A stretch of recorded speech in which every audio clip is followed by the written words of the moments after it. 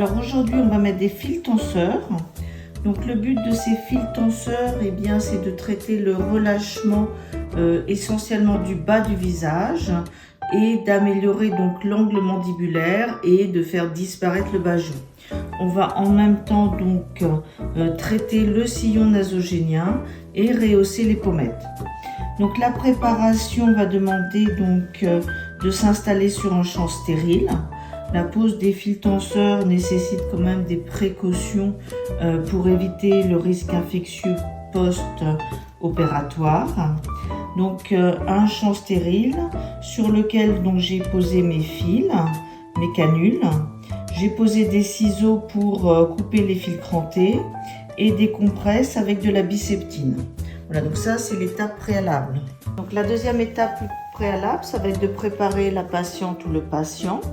Donc en discutant dans un premier temps avec cette patiente de son souhait. Donc en l'occurrence, donc c'est effectivement de traiter le bas-joue, de traiter le sillon nasogénien et d'avoir un effet lifting, de remonter la joue et la pommette. Donc la première étape a consisté donc à prendre des photos, photos de face, de 3/4 et de profil, puis d'appliquer une crème anesthésiante à la lidocaïne. Donc là je vais enlever la crème anesthésiante. Donc après avoir démaquillé le visage, donc on a appliqué la crème anesthésiante, le visage bien démaquillé. Là on va le nettoyer donc avec un désinfectant type biseptine. Donc sur une peau bien propre et désinfectée, on va faire les points d'anesthésie. Pour avoir un bon ancrage et un effet tenseur, on va faire le premier point au niveau de l'insertion du fil que l'on va faire au niveau de la tempe. À ce niveau-là, la peau est fine, il n'y a pas de graisse, il y a très peu de graisse sous-cutanée, donc de la fibrose. Quand on insère le fil à partir de cette hauteur-là, il y aura vraiment un effet liftant qui se fera du fait de la fibrose de ce tissu. Ensuite, je vais faire différents points d'anesthésie qui vont correspondre au passage du fil. Là, à ce niveau-là, ça sera un fil cranté qui va venir en direction de l'angle mandibulaire. D'anesthésie qui va correspondre au fil qui va venir tirer le bas-joue. Donc la préparation de l'anesthésiant avec de la xylocaline adrénalinée à 1% dans lequel je rajoute un peu de bicarbonate de sodium. Le bicarbonate va tamponner l'acidité de la xylocaïne pour rendre les injections de xylocaïne moins douloureuses. Donc la procédure de pose de fil tenseur donc, se fait donc avec un champ stérile et des gants stériles. Et comme ça, donc ça évite le risque infectieux post-opératoire. Et en terminant la procédure avec de la photobiomodulation LED, on n'a pas besoin de donner des antibiotiques systématiques. Je vais commencer donc la pose des fils tenseurs par la pose donc des fils au niveau du sillon nasogénien. Donc là, on voit que le fil donc est un ensemble de plusieurs fils qui sont tressés les uns avec les autres et donc en fait ça va permettre d'avoir une excellente induction collagénique. Ces fils sont de couleur transparente et sont en PCL, polycaprolactone, et donc ce sont des fils qui sont très inducteurs collagéniques. Ils sont donc dans des canules à bout arrondi, ce qui permet d'avoir une approche beaucoup moins traumatique et diminuer le risque d'hématome et d'échymose. On va placer le fil à partir du pré-tronc au niveau du sillon.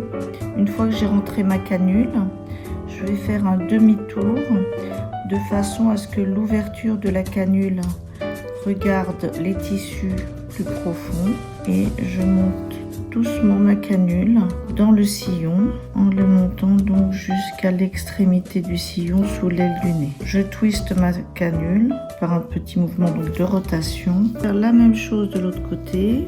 Donc la mise en place de la canule au niveau du sillon. Donc je vais tourner ma canule pour que l'orifice soit vers l'intérieur des tissus. Comme le fil en lui-même est assez gros et très inducteur collagénique, il faut veiller donc à ne pas être trop superficiel dans les tissus. Donc là on a presque presque terminé et je vais twister pour retirer ma canule. Donc là, on a les fils qui sont posés au niveau du sillon. Donc au niveau du sillon, on voit un effet immédiat de remplissage, mais le vrai effet donc de ce fil en tresse qui est inducteur collagénique se verra entre 1 mois et 3 mois. Donc là, on va mettre en place les fils COG. Donc en fait, le pré-trou va venir au niveau de la tempe, dans une zone de fibrose. Il n'y a pas de graisse sous-cutanée comme dans la pommette, ce qui va permettre une mise en tension du fil et un effet donc de traction. Alors, j'utilise maintenant quasiment exclusivement des canules. Les canules à bout arrondi donc diminuent fortement le risque d'échymose et d'hématome et donc permettent aux patients de ressortir avec des marques beaucoup moins importantes. Donc pareil, une fois que j'ai mis mon fil en place, je vais twister pour ressortir la canule. Donc là, le deuxième, je vais viser l'abat-joue. C'est des fils qui se mettent au niveau de la graisse sous-cutanée, du compartiment graisseux sous-cutané. Il ne faut pas qu'il soit trop superficiel, de façon à ne pas se voir lorsque les muscles sont mis en tension. Donc quand les fils crantés sont mis en place, je vais pouvoir donc en couper leur extrémité. Donc ça, ce sont donc également de nouveaux fils qui sont en PLLA et on appelle ça des PLLA multi parce qu'il y a 5 fils par canule. Ils existent donc en version 5 fils par canule ou des fils par canule. Ce sont des fils qui ont vraiment une propriété d'être inducteurs collagéniques. Je pince la peau au départ qui me permet de me placer dans le compartiment graisseux superficiel et de ne pas être trop superficiel sous la peau. À la fin de la pose des fils tenseurs, on fera une séance de LED. Donc la LED va agir sur l'œdème, la stimulation de la collagénèse et avoir un aspect anti-infectieux. Et on terminera par un petit point de stéristrip au niveau de l'introduction des canules. Donc le résultat immédiat, on voit donc de ce côté donc, que l'on a déjà traité et pour lequel on n'a pas encore l'effet induction collagénique, que l'on a redessiné l'ovale et remonté la pommette. Donc ma main gauche accompagne bien la pose des fils tenseurs pour qu'il soit à la bonne profondeur toute la longueur du fil. Voilà, c'est fini. On va coller sur les gants. On voit la ligne mandibulaire, l'abat-joue, on la voit plus et en fait on a remonté sur le haut du visage.